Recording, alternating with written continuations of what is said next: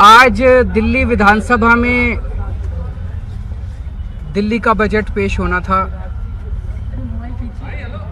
दुर्भाग्यवश कल शाम को केंद्र सरकार ने उस बजट पे रोक लगा दी। इससे एक अनप्रेसिडेंटेड कॉन्स्टिट्यूशनल क्राइसिस पैदा हुआ।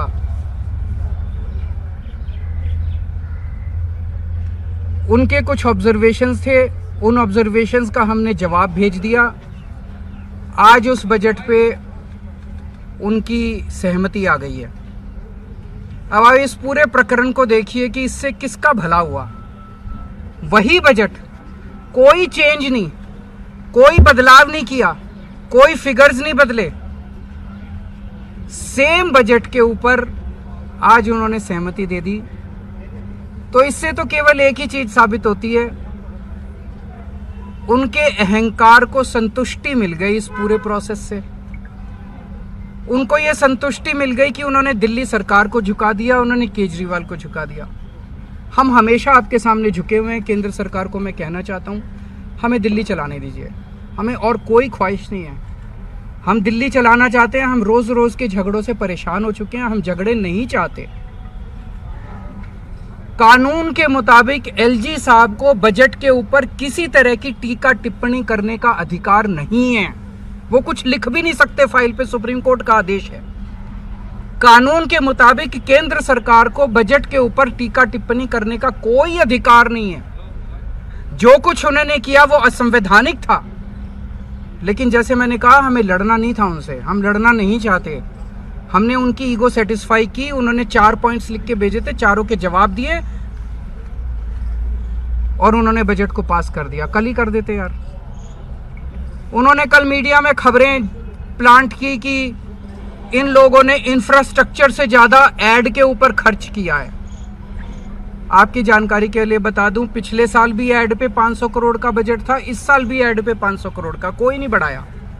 इंफ्रास्ट्रक्चर के ऊपर 20,000 करोड़ से ज्यादा का बजट है। तो ये 500 करोड़ 20,000 से ज्यादा कैसे हो गया, ये भी एक सोचने वाली बात है। तो झूठ पे झूठ, झूठ पे झूठ। खैर, देर आए दुरुस्त आए। मुझे बेहद खुशी है कि कल बजट पास होगा, बजट पेश किया जाएगा और ये जो एक क्राइसिस आया था वो क्राइसिस अब खत्म हो गया, टल गया है। और प्रधानमंत्री जी से मैं एक ही निवेदन करना चाहता हूं कि आप बहुत बहुत बहुत बड़े हैं, हम लोग बहुत छोटे हैं। हम आपके साथ मिलके काम करना चाहते हैं, सहयोग से काम करना चाहते हैं। हम लड़ाई झगड़ा बिल्कुल नहीं चाहते।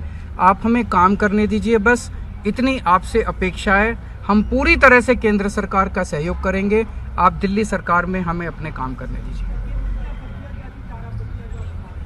एक उन्होंने लिखा था, शायद मेरे को चारों अब याद नहीं है, लेकिन एक लिखा था कि कैपिटल एक्सपेंडिचर इतना क्यों है, इतना क्यों नहीं है। तो उनको बता दिया भाई पिछले 4 साल से जो आ रहा है उतना ही है। एक उन्होंने लिखा था एड के ऊपर इतना क्यों है, इतना क्यों नहीं है। तो उनको बता दिया जी पिछले साल भी इतना था, इस साल भी इतना है। एक उन्होंने सब्सिडी पे लिखा था, उसमें भी हमने कहा था जी पिछले 5 साल का सब्सिडी का पैटर्न देख लो, सेम चला आ रहा है। बस इतना। एक आयुष्मान योजना, आप किसी तरह की जांच कर रहे हैं क्या? एमएचए में किसी की तरफ से लगाया गया अलग से? देखिए, हमारे पास तो एमएचए से आता है, तो एमएचए में कौन लगाता है, कैसे लगाता है, ऑब्वियसली बिना टॉप के अनुमति के तो किसी सरकार का बजट कोई छोटा बाबू तो रोक नहीं सकता। जिस तरह से अधिकारियों का रवैया था, उस पर क्या कहेंगे? वो आज इसने अभी पूरे मामले को प्रिविलेज कमेटी में भेजने के लिए विधानसभा ने रेजोल्यूशन पास किया। सर, आपको क्या लग रहा है, क्या एजेंडा था? वाज इट केवल ईगो सेटिस्फेक्शन है? आप खुद ही सोचिए, केवल इतना था, ईगो सेटिस्फाई करनी थी कि हमने दिल्ली सरकार को झुका दिया, हमने केजरीवाल को। हम तो वैसे ही झुके हुए हैं यार, हम वैसे ही मरे हुए लोग हैं, हम वैसे ही छोटे से लोग हैं। छोटी सी पार्टी है, द वर्ल्ड स्मॉलेस्ट पार्टी, वो लोग वर्ल्ड लार्जेस्ट पार्टी हैं। रोज हमें डांट के मार के डंडा मारते हैं, रोज पता नहीं क्या संतुष्टि हो। बजट डिले हुआ, इससे क्या नुकसान आप देख रहे हैं? अभी कोई नुकसान नहीं है, कल बजट पेश हो जाएगा। But it is not a healthy tradition. एक इलेक्टेड गवर्नमेंट के बजट को इस तरह से रोकना, ये बहुत ही अस्वस्थ परंपरा है। काश ये शुरू ना हुई होती, लेकिन अब अगर शुरू हुई है तो ये रिपीट ना हो कहीं भी। भगवान से ऐसी प्रार्थना है। about the amount. LG has no power to raise any objection or make any observation on the budget. It is beyond his powers. Yes, sir, but- So whatever objection or observation was raised was against the constitution. Thank you so much.